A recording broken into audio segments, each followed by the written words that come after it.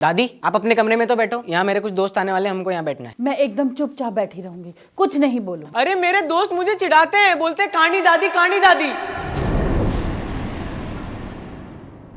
क्या हो गया? कुछ नहीं।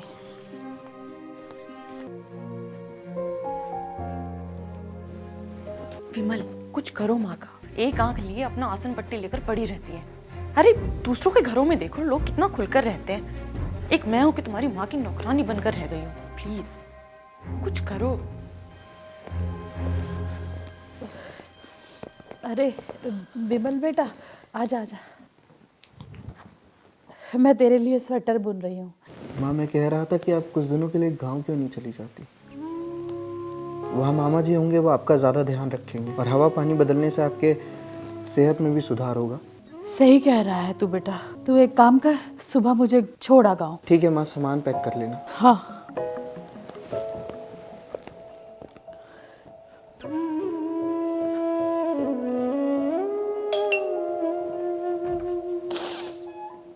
अरे चाचा जी आप? चाचा जी भाभी कहाँ है? वो तो गांव गई हैं। गांव गई है या भेज दिया है? वो सब छोड़िए ना चाचा जी, आप ये बताइए कि आप मुंबई से कब आए? मैं मुंबई से वापस कब आया ये ज़्यादा जानना ज़रूरी है। मैंने भाभी को कॉल किया था, पता चला कि वो गांव में है। मैं सिर्फ तुमसे इतना पूछने आया हूँ कि वो यहाँ अपने घर में क्यों नहीं है? माँ का मन था गांव जाने का तो इसलिए छोड़ आए। ये जानना भी ज़रूरी नहीं समझा कि उनका दिल क्या चाहता है? कैसे बच्चे हो तुम्हारी तो दोनों आँखें हैं विमल, फिर भी ठीक से दिखाई नहीं दिया कि तुम्हारे ऊपर माँ का कितना बड़ा कर्ज है। कैसा कर्ज?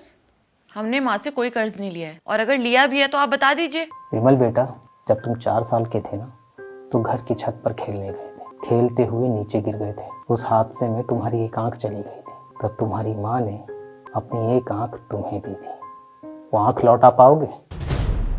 एक माँ बच्चों की खुशियों के लिए अपना तन मन धन सब न्यौछावर कर देती है, लेकिन बच्चे इतने स्वार्थी हो जाते हैं कि उन्हें उनका प्यार उनका त्याग कभी दिखाई नहीं देता।